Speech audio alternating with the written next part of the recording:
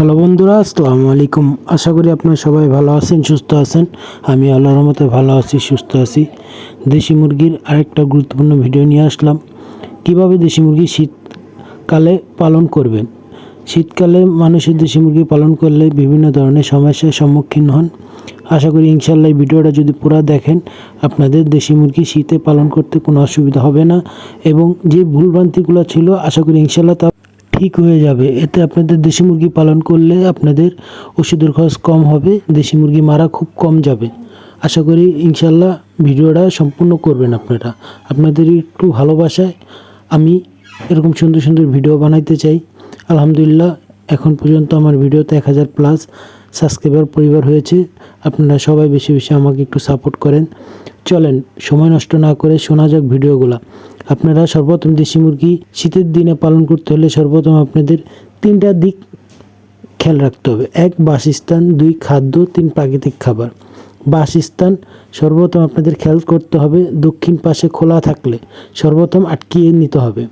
উত্তর পাশে থাকলেও আটকিয়ে নিতে হবে, কারণ কি শীতকালীন অঞ্চলে শীতকালীন সময় দক্ষিণ পাশ থেকে বাতাসটা আসে।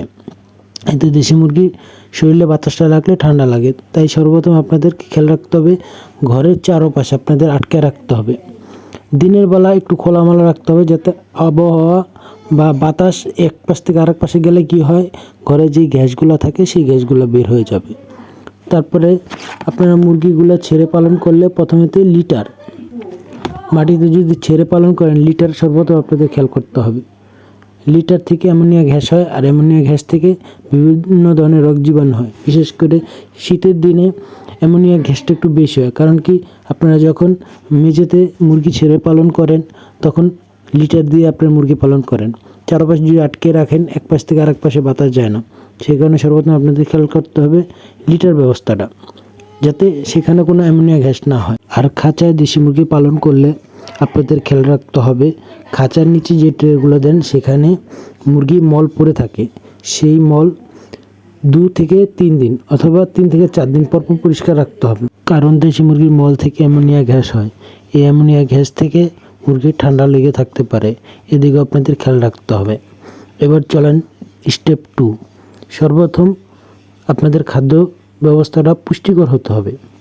2 শুকনো খাবার হতে হবে। 3 সকাল ও সন্ধ্যায় কোনো ভিজা খাবার দিবেন না। দুপুরে হালকা কিছু ভিজা খাবার দিতে পারেন, না দিলে আরও ভালো। আর এই শুকনো খাবারের সাথে কিছু আপনার সরিষা দিবেন বা সরিষার খোল দিতে পারেন। আর যখন আপনারা পানি দিবেন, পানির সাথে অবশ্যই আপনারা কিছু কুসুম গরম পানি দিয়ে থাকবেন। এতে কি হয়, মুরগির ঠান্ডা খুব কম লাগার সম্ভাবনা থাকে। এতে আপনাদের এই ব্যবস্থাগুলো যদি আপনারা পালন করতে পারেন, আশা করি ইনশাল্লাহ আপনাদের ওষুধের যেই খরচটা আর মুরগির ঠান্ডা থেকে আপনারা রক্ষা করতে পারবেন। 3 প্রাকৃতিক খাবার। কি কি খাবার দিলে শীতকালীন মুরগির ঠান্ডা খুব কম লাগার সম্ভাবনা থাকে। আর আপনাদের এই প্রাকৃতিক খাবারগুলো আপনারা প্রতি সপ্তাহে 2 থেকে 3 বার যদি ব্যবহার করতে পারেন, এতে কি হবে, আপনাদের ওষুধ এবং বাড়তি যে খরচগুলো আশা করি ইনশাল্লাহ লাগবে না। 1 তুলসী পাতার রস, এটা ভালো করে পেস্ট করে এটা যে চিপড়ানোর পর যেই রসটা পড়ে এই রসটা কুসুম গরম পানির সাথে দিতে পারেন। 2 আদার রস। আদার রস ঠান্ডার দিনে মুরগির জন্য খুব উপকার। এই আদার রসটা আপনারা পানির সাথে মিক্স করে সপ্তাহে 2 থেকে 3 দিন খাওয়াতে পারেন। রসুনের রস, এটাও আপনারা সেমভাবে সপ্তাহে 2 থেকে 3 দিন পানির সাথে মিক্স করে 1 লিটার পানির সাথে মিক্স করে আপনারা খাওয়াতে পারেন। 4 কাঁচা হলুদের রস, এটা আমার মুরগির জন্য খুব উপকার। এটা খুব গুরুত্বপূর্ণ একটা অ্যান্টিবায়োটিক। এভাবে যদি আপনারা প্রাকৃতিকভাবে দেশি মুরগিকে এগুলোর রস একসাথে মিক্স করে সপ্তাহে 2 থেকে 3 দিন হালকা কুসুম গরম পানিতে মিক্স করে প্রত্যেক 1 লিটারে 4 চামচে 1 চামচ করে যদি দিতে পারেন, আশা করি আপনাদের মুরগিগুলা শীতকালীন খুব সুস্থ থাকবে, মুরগির সংখ্যা খুব কম মরবে। আশা করি ইনশাল্লাহ আপনাদের আমার এই ভিডিওটা ভালো লেগে থাকলে আমার চ্যানেলটা সাবস্ক্রাইব করে লাইক কমেন্ট শেয়ার করে আমার পাশে থাকবেন। আজকে ভিডিও এই পর্যন্তই। সবাই ভালো থাকবেন, সুস্থ থাকবেন। আসসালামু আলাইকুম। আপনারা আমাদেরকে একটু সাপোর্ট দিবেন।